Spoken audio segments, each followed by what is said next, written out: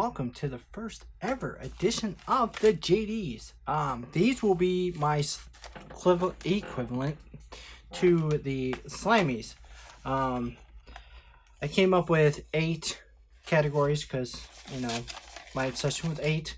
I came up with 2 nominees for each show because as when I'm rating some of these categories, you'll find out why I did it that way.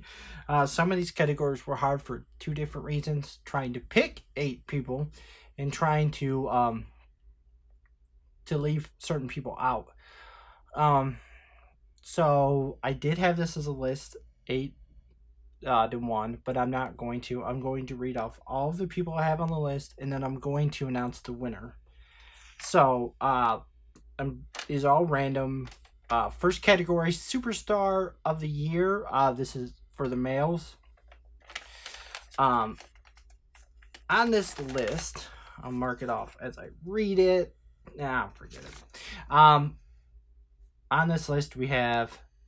Oh, yeah, I could just... All right. So, let's see.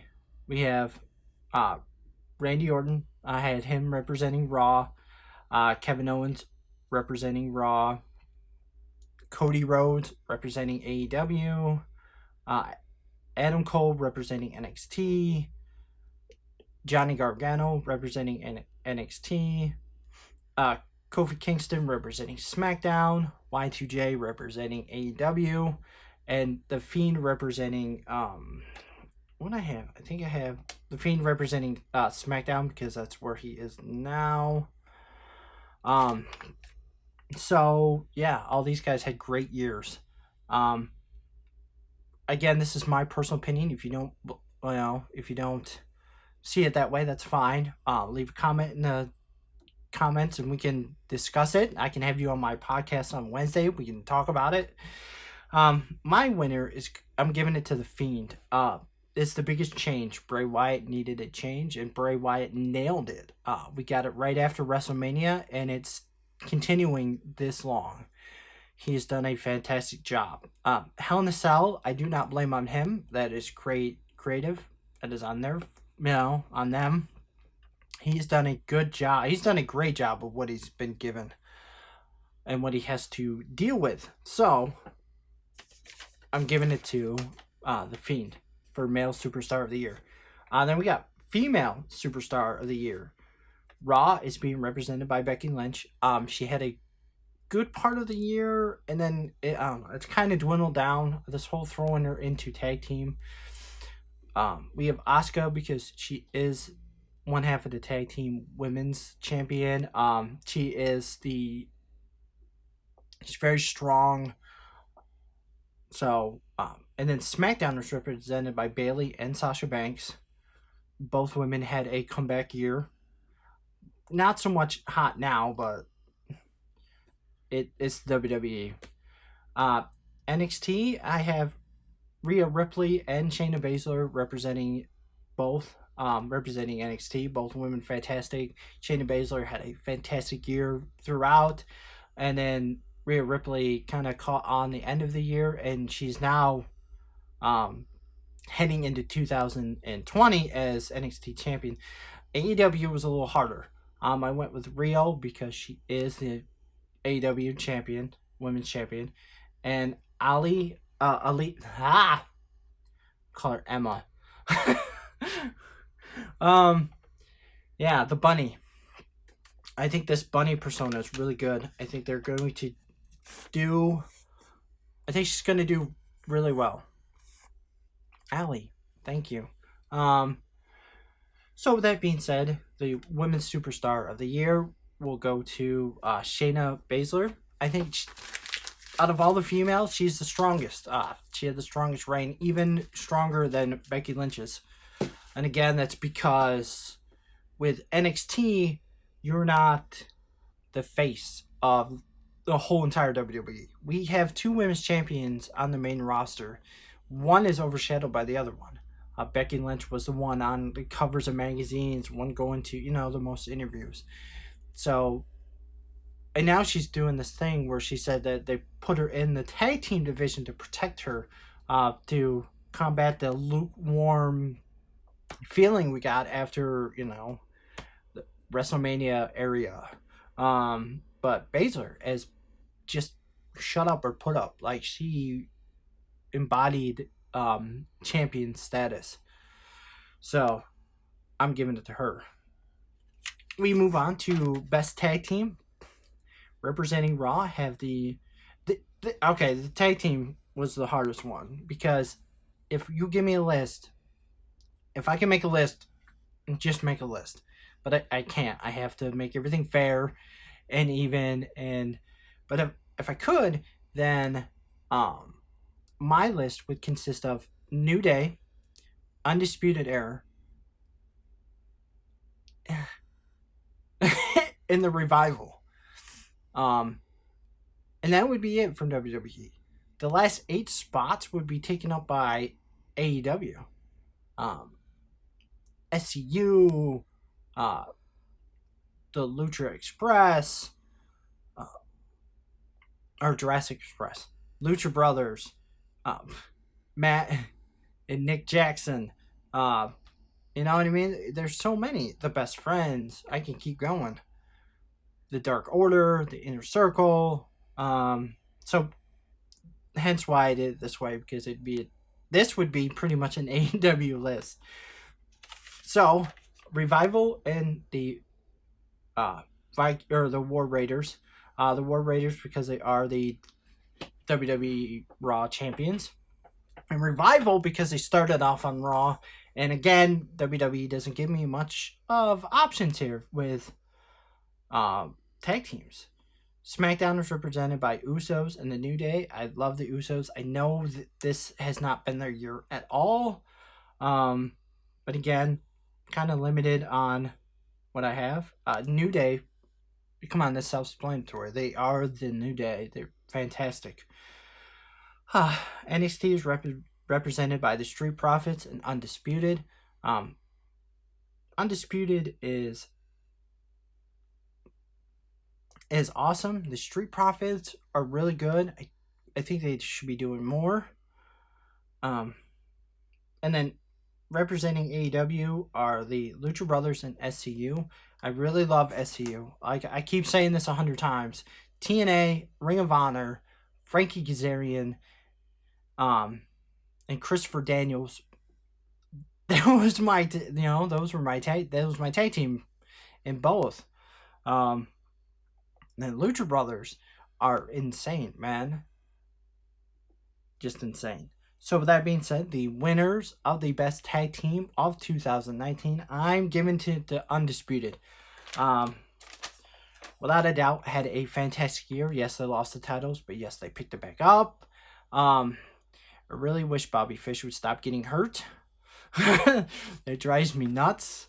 But Roderick Strong is a really good wrestler.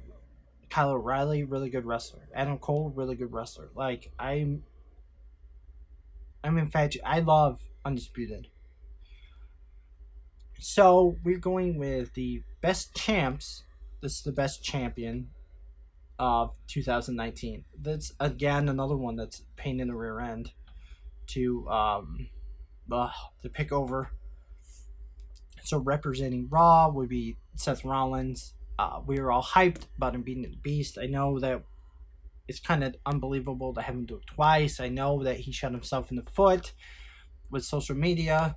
But still, Seth over Brock. Come on. Like, that's not even an option. Brock is just... Ugh. Anyways, I love Brock Lesnar. It's just, he shouldn't be wearing the championship. The championship title should be shown on the product. Should be shown on the brand.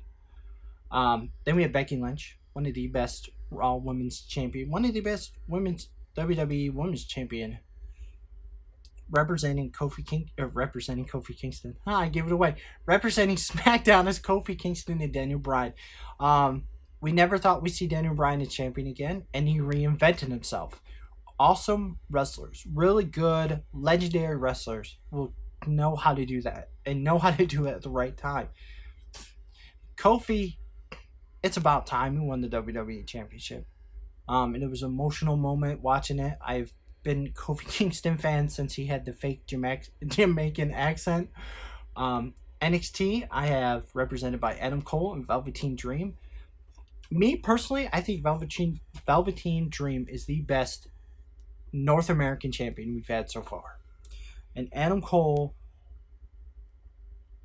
again, they don't give me a lot of choices with the title. But that being said, Adam Cole is really good because Johnny Gargano has won it. Adam Cole's in the right fit. Representing AEW, they haven't had a title change, so by default, but not in a way. Y2J and SCU. Again, I really love SCU. And Jericho, I've been a fan of Jericho since WCW. The list of 1,001 holds. So, with that being said, the winner of Best Champion of 2019, I'm going to give it to, I'm giving it to Jericho. I'm giving it to La Champion. Again, I am Jericho is one of my favorite wrestlers of all time. He is a GOAT. He is fantastic. He has great feuds. He has great mic skills. He is an awesome champion, and he keeps reinventing himself. Not completely changing it, but changing it enough where he's relevant and it fits. Moving on to the next category, we have Breakout Star of the Year. Representing Raw, I have Fiend because the Fiend was birthed. And it was birthed on Raw. Also representing Raw is Buddy Murphy. I love Buddy Murphy. He's becoming really quickly one of my favorite superstars. SmackDown, again, we have Kofi and Daniel Bryan. I've already talked about why when I was going over the championships, the champions. NXT will be represented by Keith Lee. Keith Lee is amazing, man. He has had a really, really good year. And Rhea Ripley. This woman is fantastic. Then for AEW, we have Jon Moxley and Darby Allin. Didn't know who Darby Allin was until AEW. And I like it. I like the skater vibe. I like his in-ring ability. And I've always been a Moxley fan. Dean Ambrose. I like Jon Moxley better. He's just a fantastic guy, and I'm glad that he got to reinvent himself. All these people had good years. But the winner, I am giving it to Jon Moxley. I think he's had the best year. He has gone from a crap situation, being told what to say, being told what to do, to being himself. The moment he left the company, he became New Japan's freaking United States champion. It's just fantastic. And now he's going to feud with Jericho. They're going to handle this feud much better than WWE did. The feud wasn't bad. The feud was really good, actually. But I just know they'll make it something special. Now, this one is a kind of a new one. This one's heel turn / face turn. I was going to do a whole heel turn, but then I realized that I don't have enough heel turns. So I'll go over which one represents what and on what brand. Bayley, her heel turn, killing the Bayley buddies, fantastic. It's something she needed for her character. Hasn't really gone anywhere since, but the heel turn itself was good. Kevin Owens becoming face, getting rid of Shane McMahon, feuding with Seth Rollins now. Seth Rollins becoming a heel. It's about time. It's just a weird year with Seth Rollins. We're all high as a champion, but then after a while became stale. He shot himself in the foot, and now he's back to being heel. This one was a shocker. Samoa Joe turning face. I didn't see this coming. I know that he was talking about AOP and he was getting annoyed. I can hear it.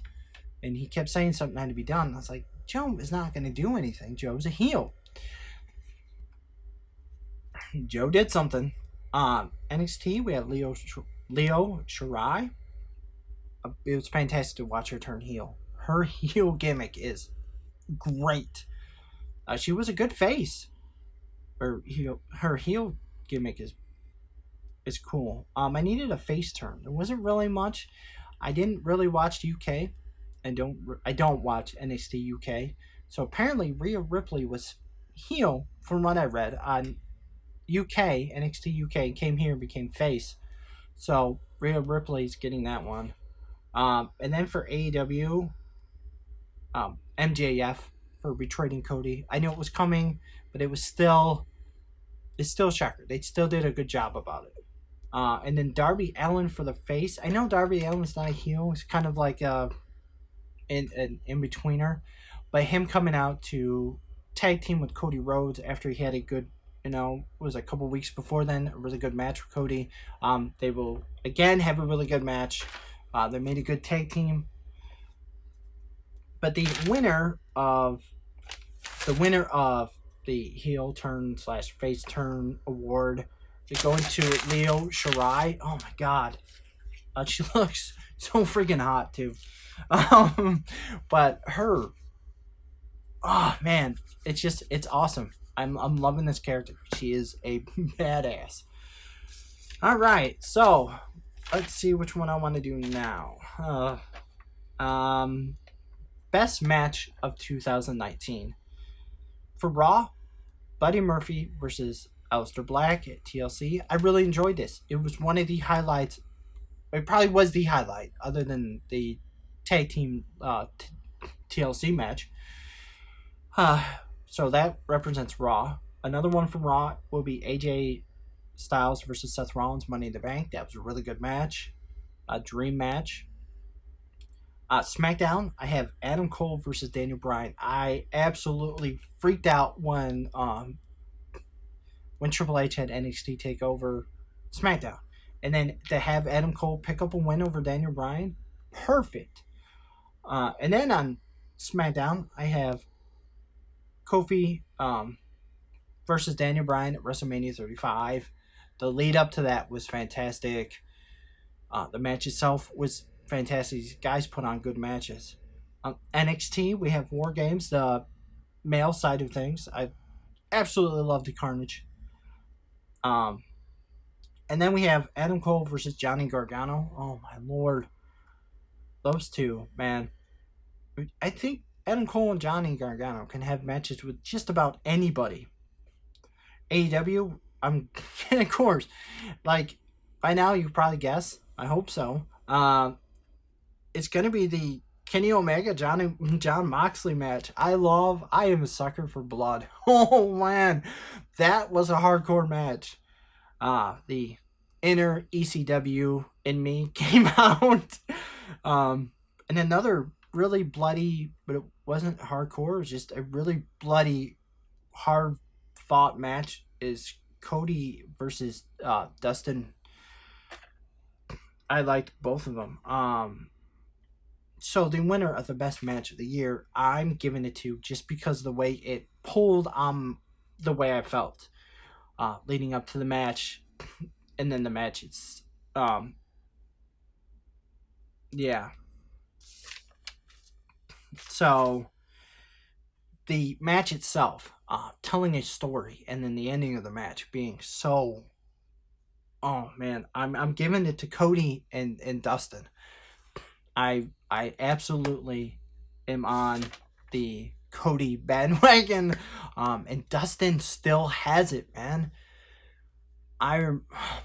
Remember watching Dustin as a child.